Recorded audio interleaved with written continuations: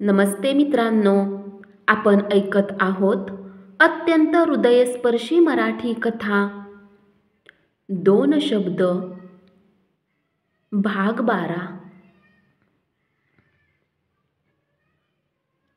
नंदा विलासपूरला पोहोचली तेव्हा सारे गाव अंधार पांघरून झोपेच्या कुशीत पेंगळून पडले होते। आपल्या प्रशस्त दालनाशेजारची खोली वसुंधरेने तिला दिली। तिने तिथे आपले सामान टाकले। मधुरा गाडीतच झोपली होती, त्यामुळे हातपाय धुवून दोघी जेवायला बसल्या। मात्र जेवताना नंदा अगदी अबोल होती। तिला दिलेल्या खोलीत भिंतीवर जिकडे तिकडे देवादिकांची चित्रे आणि साधू संतांच्या तसबिरी होत्या। त्यातल्या एका तसबिरीकडे तिने कुतूहलाने पाहिले। खुर्चीवर चढून ती कुणाची तस्वीर आहे हे जाणण्याचा प्रयत्न केला। तसबिरीच्या खालची अक्कलकोटकर स्वामी अक्षरे मोठ्या कष्टाने लिहिलेली तिने वाचली। जेवत असताना तिची नजर अधूनमधून भोवताली भिरभिरत होती। जहागीरदारीनेच्या निवासस्थानाला शोभेल अशी कुठलीच सजावट तिला दिसेना।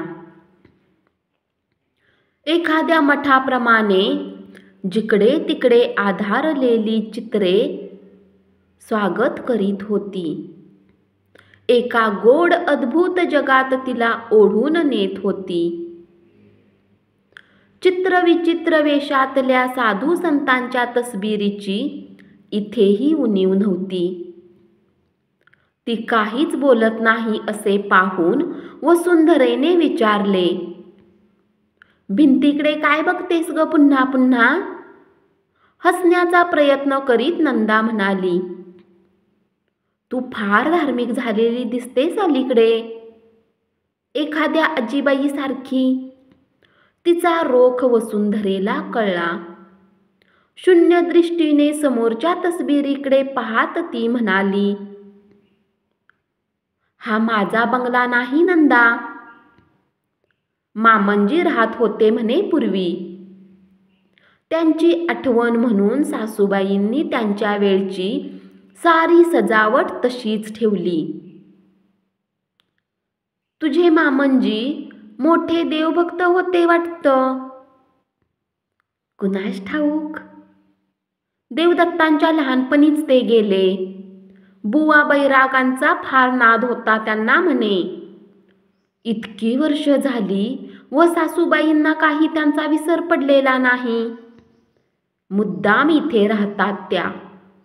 त्यांच्यासारखी पतिव्रता कुठे आहेत त्या? रात्री जेवत नाहीत का? तीर्थयात्रेला गेल्या आहेत, त्या वरचेवर जातात अशाच। वर्षातनं 6 महिने इथं नसतातच।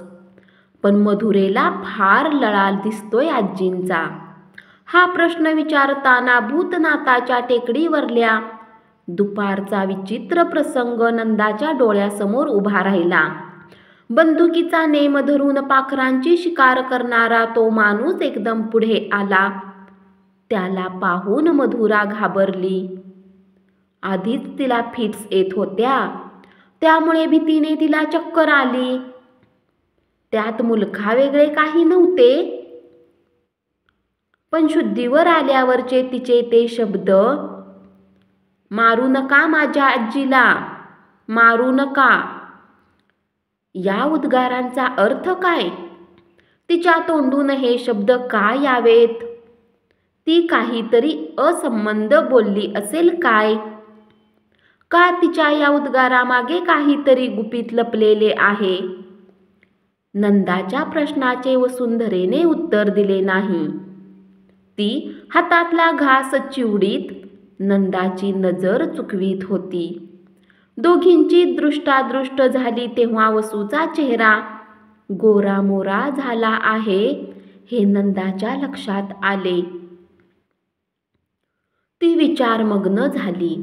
जेवण आटोपल्यावर नंदा आपल्या खोलीकडे जायला निघाली तेव्हा वसुंधरा तिला जवळ ओढून तिच्या गळ्यात हात घालीत म्हणाली, मला फार भय वाटतं बाई इथं. मामंजींचे भूत या बंगल्यात फिरत असतं म्हणे. माझ्या काही दृष्टीला पडलं नाही ते कधी, पण मन उगीच धास्तावल्यासारखं होतं. तुला आग्रह धरून मी घेऊन आले. ती रात्रंदिवस जीवाभावाच्या मैत्रिणीची मला सोबत हवी म्हणून. माझ्याच दालनात झोपायचं हा तू? नंदा आश्चर्याने तिच्याकडे पाहू लागली. तिच्या मनात आले, कितीतरी दिवसांनी वसुंधरा परत आली आहे. देवदत्त तिच्या वाटेकडे डोळे लावून बसले असतील. विरह काळातल्या लहान सहान सुखदुःखांची देवाणघेवाण करून त्यांना रात्र जागवायची असेल. असे असून वसुंधरा हा वेडा आग्रह आपल्याला का करीत आहे? वसुंधरेला येऊन इतका वेळ झाला तरी ते इकडे फिरकले कसे नाहीत? नंदाने चाचरत सूचक प्रश्न केला. देवदत्त परगावी गेलेत वाटतं. कुणाला ठाऊक? वसुंधरा तुटकपणाने उद्गारली. लगेच पार्वती, अगं पार्वती अशा हाका मारीत ती बाहेर गेली. नंदा अधिकच बुचकुळ्यात पडली. मधुरेला फिट्स येतात म्हणून तिची प्रकृती दाखवायला वसुंधरा मुंबईला गेली होती. मधुरा परत आली आहे हे कळताच मुलीच्या मायेने देवदत्तांनी लगेच इकडे यायला नको होतं का? असा काय लांब आहे त्यांचा बंगला? मध्ये फक्त एक बाग आहे. मगाशी आपण वरांड्यात उभ्या होतो तेव्हा पार्वतीने आपल्याला त्यांचा बंगला दाखवला नाही का? का वसू मुंबईला जाण्यापूर्वी नवरा बायकोचे कडाक्याचे भांडण झालंय? छे, आपली अक्का म्हणत असे, जशी लहानपणी बहिणीशी गट्टी तट्टी तशी लग्न झाल्यावर नवऱ्याशी. श्रावणातल्या ऊन पावसाचा प्रेम आणि कलह यांचा पाठशिवणीचा खेळ सुरू असतो. पती पत्नीच्या जीवनात असा रुसवा फुगवा काय इतके दिवस टिकतो? वसुंधरा पार्वतीला वरांड्यात खुर्च्या टाकायला सांगून आली होती. दोघीही बाहेर गेल्या. मुकपणाने रात्रीचे गूढ रम्य सौंदर्य पाहू लागल्या. पावसाळा केव्हाच संपला होता, पण आज अचानक आभाळ काळ्या कुट्ट ढगांनी गच्च भरून आले होते. लांब रुंद कुरण मेंढ्यांनी गजबजून जावे तसे ढगात लपलेल्या पावसाला शिवून धावत येणारा वारा शरीर रोमांचित करीत होता. समोरच्या देवदत्तांच्या बंगल्यात गाणे बजावणी सुरू असावी.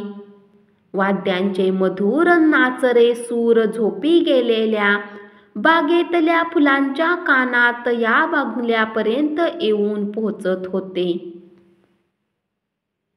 त्या गोड सुरांनी नंदाच्या मनातली 6 महिन्यापूर्वीच्या संमेलनाची आठवण जागी केली. वसुंधरेचा हात हातात घेऊन ती म्हणाली, किती वर्ष झाली ग तुझं ते ओ सजना ऐकून.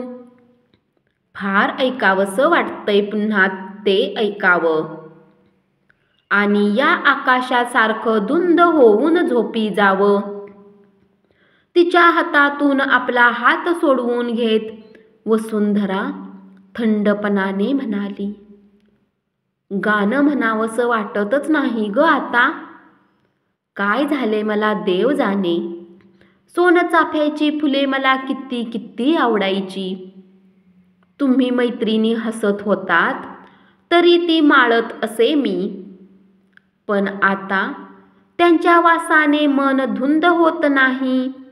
लाल गुलाबाचं तर भयच वाटतं मला. त्याचा तो रंग पाहिला म्हणजे रक्ताची आठवण होते, कुणातरी मुक्या प्राण्यांच्या रक्ताची. धन्यवाद. अशीच पुढची कथा ऐकत रहा आणि चॅनलला जरूर सबस्क्राईब करा.